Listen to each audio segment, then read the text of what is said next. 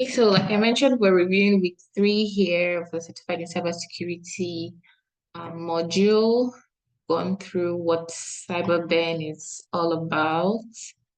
And I mentioned that we're reviewing domain 1 and 2, which is also chapter 1 and 2 of your learning platform today, if we have time. And domain 1, I know you covered the concept of cybersecurity, confidentiality, integrity, availability. You went into the risk management process.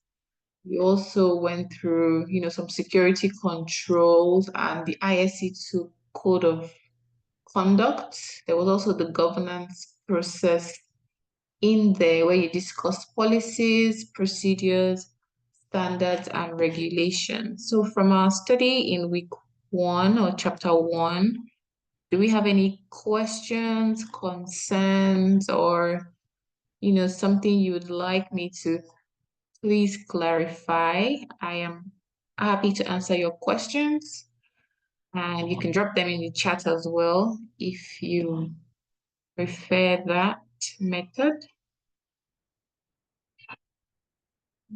Have a look. So Pelumi, do you have any questions? Were you able to finish chapter 1? And do you have any, concerns? Nika, same goes to you, please. If you have any questions or concerns, you can drop it in the chat or our review.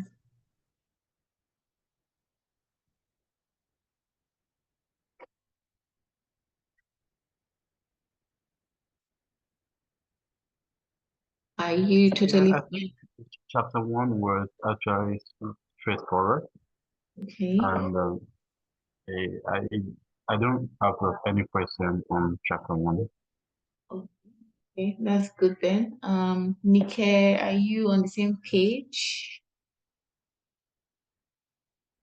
How was your chapter 1? Do you have any questions or concerns?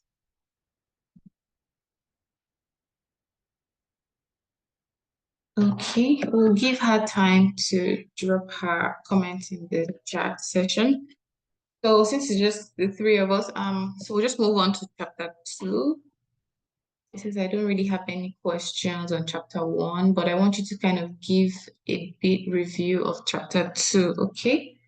I'm going to move to chapter 2 now, and I know that in chapter 2, you learned about business continuity.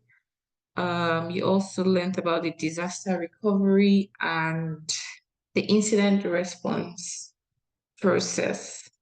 I'm sure you must have watched the videos, but let me just give like a breakdown of these concepts. So with okay, business continuity and disaster recovery. Okay, so a business continuity, we call it business continuity plan. Um, is a plan on how a business can continue to deliver its services after a disruption or a major incident. So every business is supposed to have this in place, whether big or small. Okay, let's say I run a small cyber cafe. What is my business continuity plan if there was flood today or fire? So the business continuity plan, I'm supposed to have some steps, procedures in place to quickly recover my business operations in the case of an incident or a disaster. So in looking at this document, you're supposed to, itemize your organizational functions, what assets you have, you know, like an itemized document. And then you say, okay, if there's a fire, how are we to recover? Do we have a recovery center we can move to, like a backup site? Is there do we have laptops that we can quickly, start business with immediately while we try to rescue, what is left from our former office? How can we get internet immediately? Do we have printers? Are we going to need to purchase this? And when you're doing this, you're putting costs in place. Are you going to be renting a space? Is it going to take me 5 minutes to recover? Is it going to take me 2 days? Is it going to take me 5 hours? So this is more of like what a business continuity plan is. And it's important for every business to have. Um, 1 second, let me let someone in.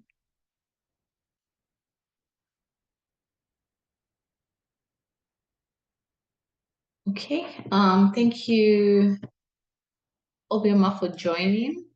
We're just discussing the concept of a business continuity plan. And okay, when you're doing a business continuity plan, like I've mentioned, you have to conduct a business impact analysis, identify the critical functions of your business, the processes involved, and how you're going to quickly get back into business operation if any of this happens. You don't get a fire happen every day, you don't get flood happen every day, but in case it happens, you're just, you know that there's a plan in place. And also you need to communicate this plan with your team members so that everyone is aware of what to do. And part of your business continuity plan, they need to know if there's a fire, we need to quickly move out of the building, some of those safety procedures, where they need to go to, who they need to call. And then you have people that you call critical staffs. You need to, identify them in your business continuity plan, because if there's a fire, obviously not everybody would be fit to continue work. Are you willing to pend your business for the next 2 days, 5 days until you recover? For banks especially, business needs to be functional 24/7. That's why they have so many branches. So if branch A is down, they can quickly move the critical staff to branch B to continue business operations. Why, if others can go home, take time to rest, or if there's any injured persons, they'll be taken to the hospital. And in your business continuity plan, you need to have phone numbers of, for example, the fire department, the police, important people that you need to call, or organizations, informing them of the incident that has occurred. And after such incident, you need to um, create an incident document. Try to make that a habit. Document what happened, the steps you took to recover. Should, in case it happens again, you can do it better. Thank you, Manela, for joining. We're just discussing chapter 2, the business continuity, disaster recovery, and incident response concept. Is that clear? Do I need to clarify more?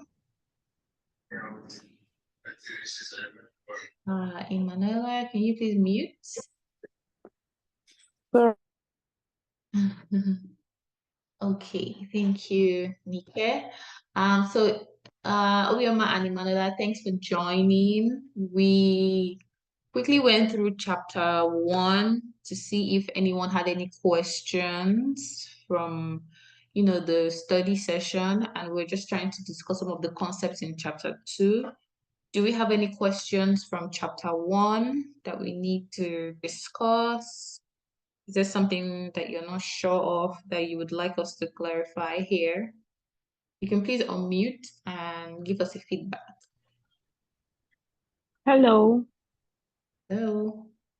Yes, I just want to ask something about there's a question about regulation and companies policies regarding regular security principles that are in place. I'm sorry. But I Okay. mean, like, in retrospect, in reality, sometimes some companies, like, according to the studies, they say that ISO's principles are supreme, and and they stand firm, and like your company has to make regulations that are in line with ISO's principles.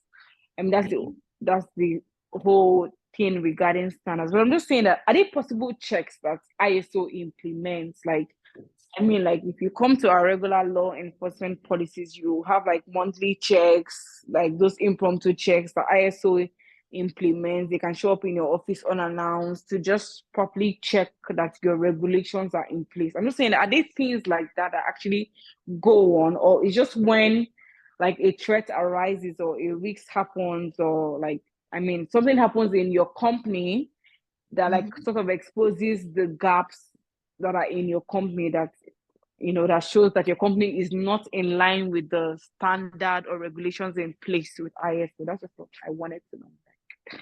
I mean, Thanks for your question.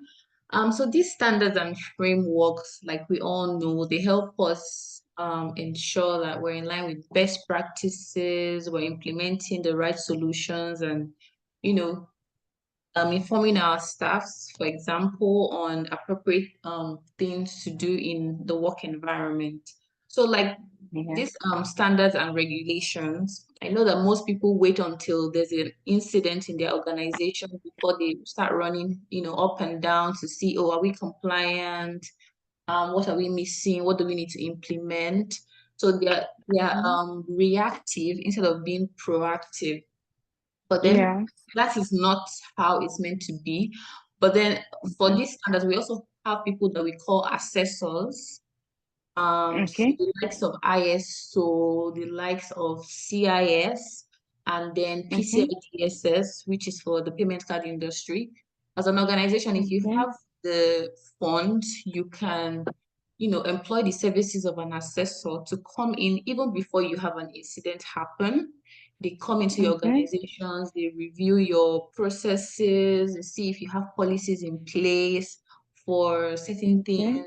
Okay, what is the standard that we're supposed to follow? And then if you don't have any of this in place, they help you prepare this document, they guide you following a certain framework. So with organizations, you have to choose one. Some people do 2 to 3 of these okay, standards and frameworks, okay, just to be sure that they're better positioned. But most times people stick to one. There's one called CIS, Center for Information Security. And if you check all of these standards and frameworks, they kind of talk about the same thing, but they say it differently. So choose the one that you want to implement and start with. So like I was saying, people employ the services of assessors. They come in before any issues. They assess you as an organization, and then they begin to okay, identify gaps and then implement okay, um, those frameworks in your organization.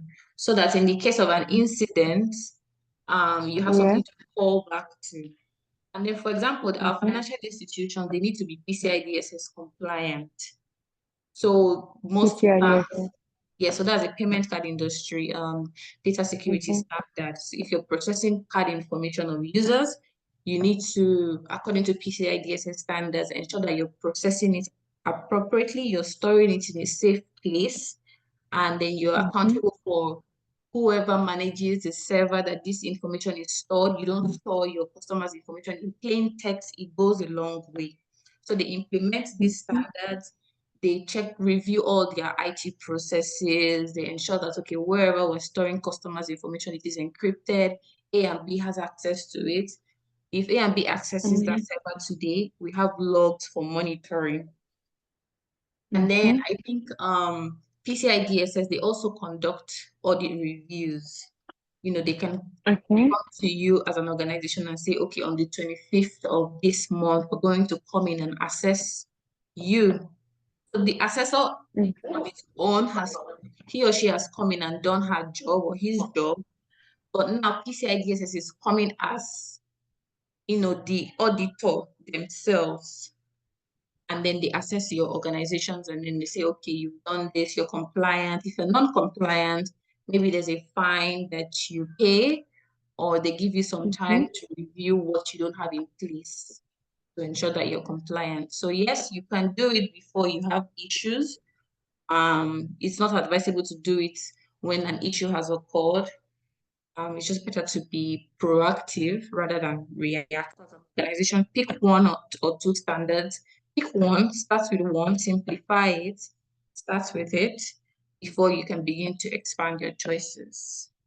Thank you for that question. It's very important that people are aware of these things as well. okay. Thank you very much. Thank you. Do we have any more questions? Sorry, we went back to chapter 1. We had to tackle that. Obioma, do you have any questions for us? Have you been studying? Have you registered? We would like to get your Hi. feedback, please. Hi, thank you so much for having me. And Welcome. I hate to confess that this is actually my first time of joining the Okay. call. Okay. And I really, yes, I really feel sorry for myself now, because, but I've been trying to do some studies on my own. It's just that I don't wish to take us all back to the domain one, but I really caught up with domain two and Okay. how you explain the BCP, the disaster recovery and incident response. So Okay. thank you so much. I think I still need to do some reading, and if you don't mind, for subsequent sessions, Okay. if you don't mind me dragging you back a bit, if I feel I need some clarifications, Yeah. just can please. Thank you so much. You're welcome. Okay, so the meeting will end shortly. Please let's rejoin.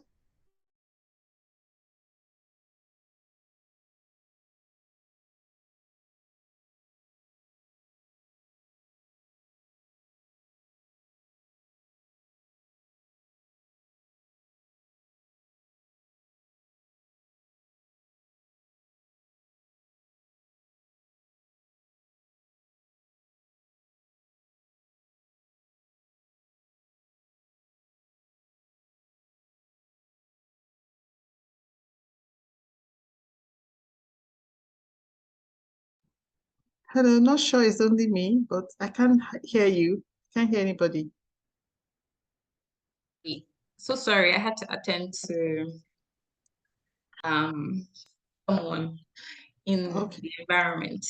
Okay, so we'll run out of time in about 5 minutes. So please let's use the same link and rejoin, but we'll just continue until that happens. So Obama, that's not a problem. So we'll be meeting in say 2 weeks from today. Pardon?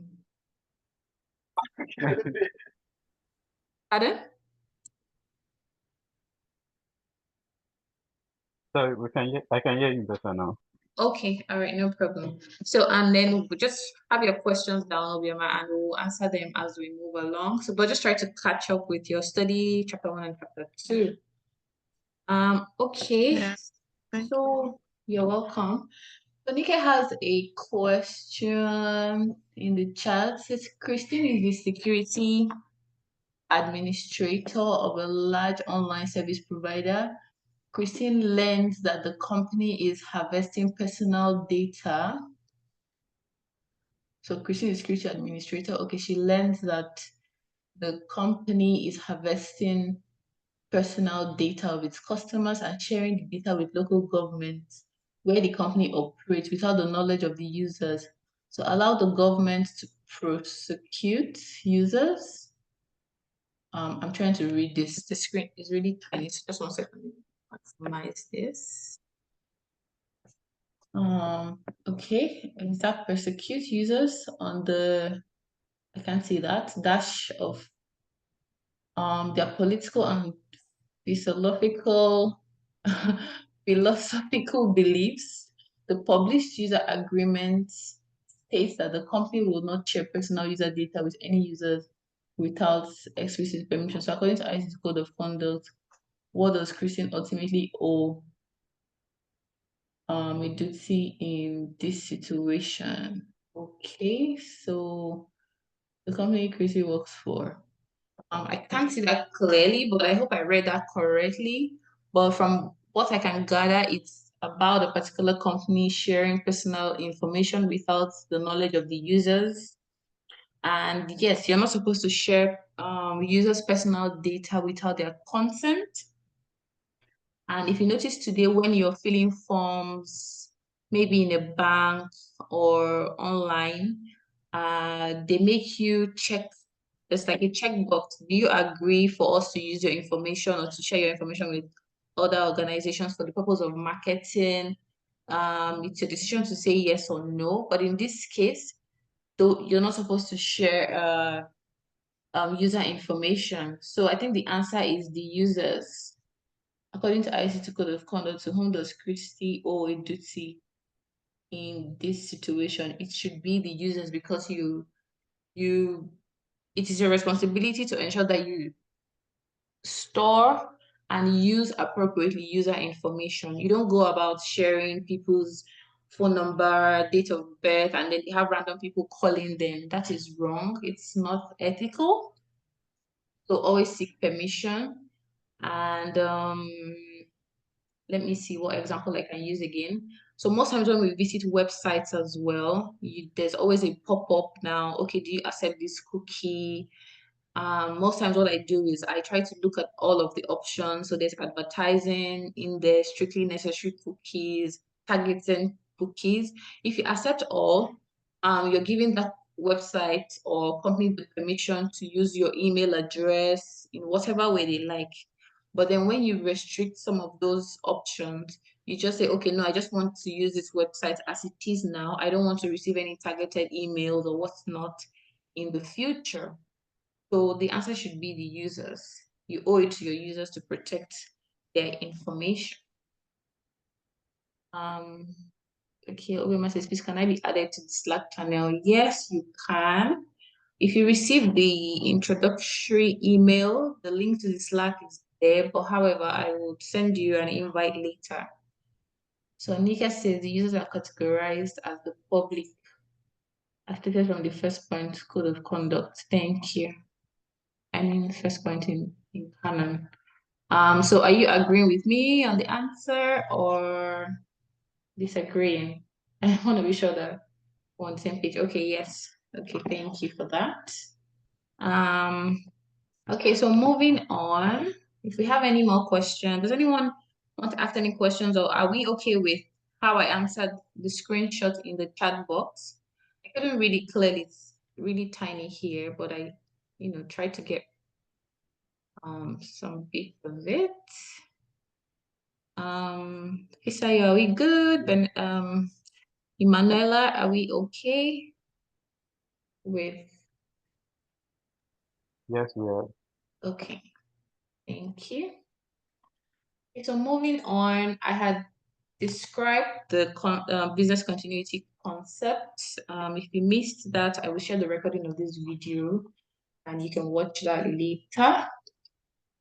So the next one there is the disaster recovery. Okay. And this.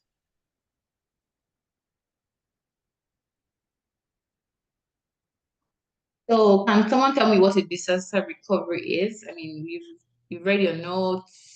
I don't have to give you all the answers. You're here to study and learn. So what are your thoughts on disaster recovery? Do you think it's the same thing as the business continuity plan? What makes each of them unique? So we have less than a minute, so please hold your thoughts. Let this session time out and we will please rejoin and we can tackle that. So please just think about it, and when we come back, you can please provide your answers. Let's be free. It's an open session. Thank you.